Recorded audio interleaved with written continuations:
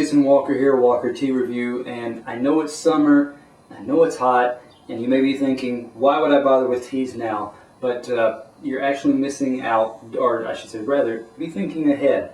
Don't miss out on a great opportunity, because what's happening right now is a lot of the springtime teas have fully arrived. That first rush for the freshest, newest teas has passed. You know, that was back in May-ish. And so now there's the issue of, okay, the tea retailers have that new stock of tea and they want to move it out. So now is an excellent time, and sales, yes, because everybody's thinking it's too hot. Sale prices can fluctuate as those retailers are trying to move that tea out. So be thinking about what kind of teas you're going to want when it cools off. Be ordering those teas right now so that you get a fresh tea. You take it home, you put it in the, you can put it in the refrigerator, someplace cool, dry, someplace away from aromas, and you've got a nice tea ready and waiting for you when the weather cools off. So that's what we're going to be looking at today, is a tea that you may want to be looking at for future purchases, especially when that weather cools off, when that chill comes back to the air. This is a TiKuanYin, and we looked at a TiKuanYin yesterday here at Walker Tea Review, but this is from Adagio, and you know, it kind of gives us a nice area or means of comparison here. So we've got our traditional Chinese-style gaiwan. We've got a regular old daily use kind of teaspoon. You know, there's a difference between the teaspoon that actually sits on your table and the measuring teaspoon. This is the one that just kind of sits on your table. And we're filling up a pretty good size. We're filling up if you space that out, that would be a full heaping type of teaspoon. So that's enough, and well, it's not actually enough because it covers most of the bottom of our gaiwan here, but we want to add a little more. You want to have plenty to fill this out, and that looks good. So we'll set that down. Let the aromas kind of build up in there as we do. Our water's been brought to a boil, and it's been cooling now for probably about 30-40 seconds or so. But it's still plenty warm enough to get us some nice aroma. And you see I'm kind of swirling around, and that's so that those leaves, again, swirl around in your cup or in your gaiwan so that they can get covered in the water. And then we'll put our lid on there. We'll slide that over for a minute as we talk about this tea and kind of introduce it. As I was saying, this is from Adagio Teas. This is their Fujian, and they pronounced it a little differently. They write it a little differently. TiKuanYin. The standard Mandarin would be TiKuanYin, but this reflects a dialect. Okay. Now let's see. This tea is from their Maestro collection, which is again a step up in grade and quality, and kind of above the average selection or average options there at Adagio. This is their sample size, and the TiKuanYin is available for $9. Okay, so we can be looking at this tea and talking a little bit about it. We'll talk about the dry leaf, the wet leaf, and the liquor, and you can be kind of preparing and steeping along with us. If this is new to you, for example, if you have a gaiwan, you may be noticing that your gaiwan is starting to bubble like mine is. There's air that's getting heated under this lid, and it's trying to push out and expand, and so it's pushing out on the water below, and actually spreading out to the rim of my bowl here. So I'm just going to kind of loosen that up just a little bit.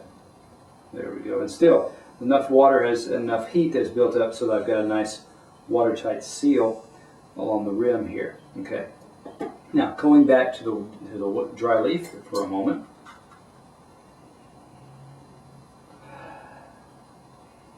This TiKuanYin, compared to yesterday, TiKuanYins can be fired or roasted to different degrees. The one we looked at yesterday, for example, and you can scroll down below on the website here and look at that one if you'd like. The one yesterday went through more of a firing or roasting process, and so it had more toasted Cheerio type notes, a little bit of dried firewood, kind of oaky, maybe even a maple note type of dried wood there. This one, on the other hand, is much lighter in its firing, so you're getting notes of things like, I'm getting shrubs. Think shrubs, think kind of woody type thicker shrubs, especially like an English laurel, something that's got a little bit of a sweet flowery note to it, yet it's got that woody aspect to it as well, and that's what's coming off here. There is a bit of sweetness, almost like a, like a sweet pea type of flower, so that's there as well. So overall, this one's going to get more floral type fragrance to it than the one we looked at yesterday. Now, looking at these leaves, you also see that indication that this one's different when you look at these leaves, because although they are still bald or crumpled like paper wads, just like the ones we looked at yesterday, this one is much richer in its green-blue type colors. So this one's looks more like a greener, more lush type of color. Again, these are fairly large sized clumps or balls, so you get the indication that this one is likely to be more than one leaf rolled up together. And you still have a little bit of yellowing, green-yellow type colors. Again, probably from the level of, from the age of the leaf and or from the oxidation process that took place there. Perhaps these were dried out a little bit more in the process as well, and that's why you get a little bit of a lighter color. But let's take a look at the wet leaf to kind of, that kind of helps us confirm this information about the tea. All right, to do that, I'm using very, very basic, the kind of minimal tea equipment you will need. So we've got, this is not really minimal, but if you are working or serving tea to more than one person, this is a great thing to have. You need some kind of pitcher because the top of your liquor is thinner while the bottom, of course, is thicker and more intense. And trying to distribute that out evenly so that you get nice even cups for more than one person can be a challenge. And that is why we use this cup, or this pitcher, I should say. Pitcher also helps us to kind of look at the colors together. So I'm putting my middle finger and thumb here on the rim. Index finger holds the lid in place, and we pour just like so. And after you get enough practice, you're likely not to get a lot of drips spilled on your towel below. That looks good. Okay, let me shake out those last few drops, because usually those are the most intense as far as flavor goes. Okay, so set that aside for a moment. Get my towel out of the way, and let's talk about these wet leaves. First off, of course, we do want to give them a smell.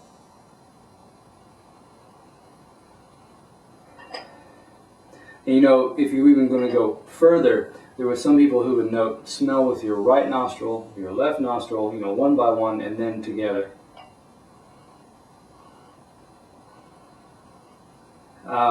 And then when I do that, I did get that that laurel type note that we talked about previously in the dry leaf. I also get a little bit of a kind of a buttery aspect. Something says this is heavy. Something tells me this is going to give it kind of a creamy type of feel to it. Also, you will get a little bit more of a kind of, you get more delicate flower notes. You'll get like a hyacinth. You'll get like something kind of lightly bready, like a butterfly bush. So it's a little bit bready, sweet.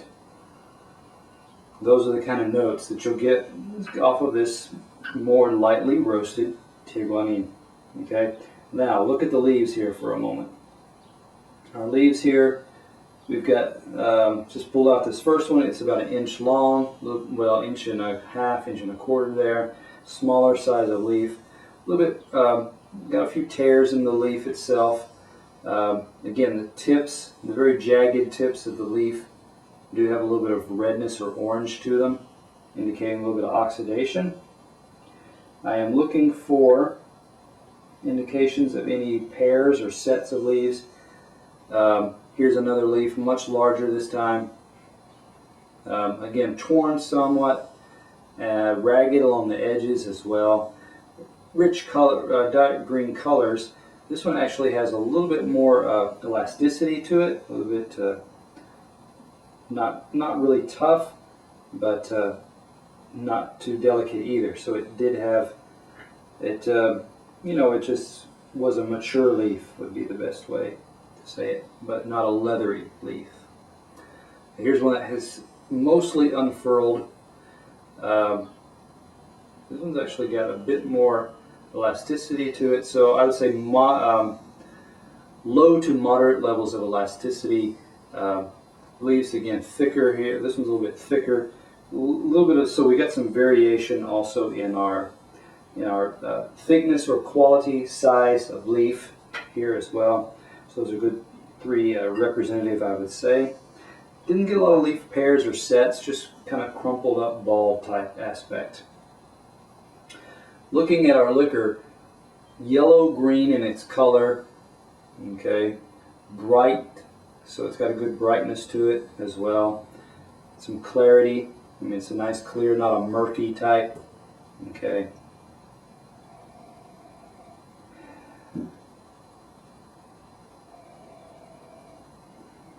A little bit of something odd. There's a little bit of there's a light, I hope it's just me, maybe you note it, there's a light sulfur aspect to this tea.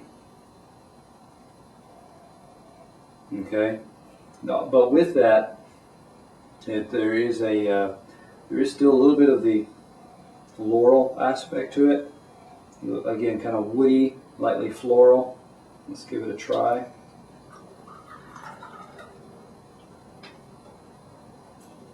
Nice English style cup for those of you who are of the British tea type persuasion.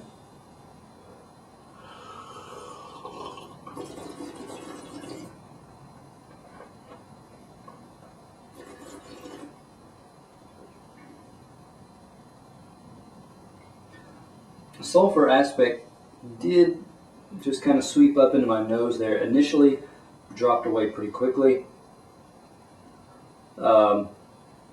Again, still some of the kind of hyacinth type sweetness combined with a little bit of like a sweet green pea in there as well.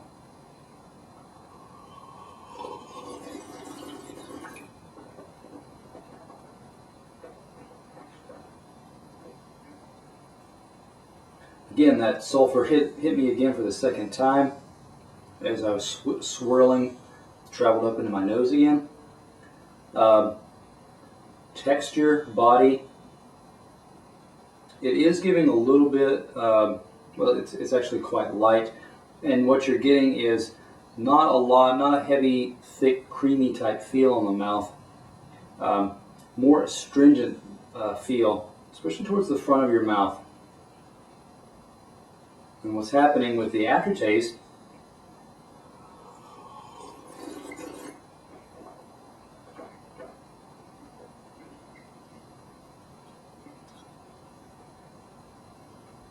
aftertaste is there, and it's consistent, but it's light. It doesn't last long, so this tea doesn't carry on very long.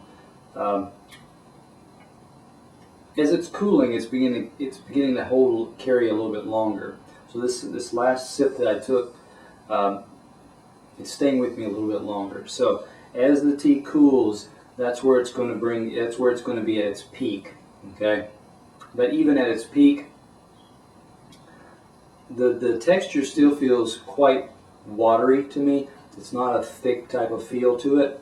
I mean, it's not going to be as thick as a Taiwanese oolong like a Lishan or Alishan or some of those, or a Dongding even. Not as intense as some other, still not as intense as some other Tikuanyins that I've tasted. So when you look at this tea as a whole, a little bit more stringency than what I've detected in some other Tikuanyins, especially light roasted like this. Again, body not as full, not as thick as others as well. A little bit of that sulfur note that carried on more than one taste. It carried on into the nose and again was coming off with the liquor in the smell. Aftertaste is picking up a little bit now. Still not the most intense that I've come across, so there is some there, but it's just kind of light and lingers lightly, I would say. So again, looking at this tea as a whole, a step up perhaps from some of other Adagio's offerings, not in the ballpark of some of your high scoring teas that we've looked at here at Walker Tea Review. So, you know, how do I place this tea? This tea is going to get a score of 86. Okay. Again, something if you want to kind of learn and get the full spectrum of different kinds of TiKuanYins, you may want to take this one for a ride just to see what you can get out of it.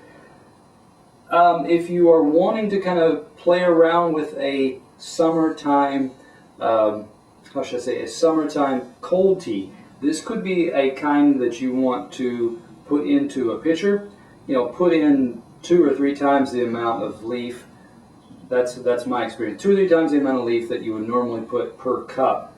Add cold water, put that in the refrigerator overnight, and you'll get a nice, you often get a nice pleasant cup of cold tea from that. This one could be useful for that kind of purpose, and with the heat around, it may be ideal time to try that. So come back to us next time, Walker Tea Review.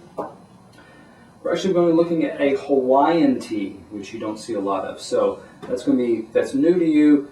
Check us out. There aren't a lot of those out there. Come back and learn something about Hawaii grown teas here at Walker Tea Review.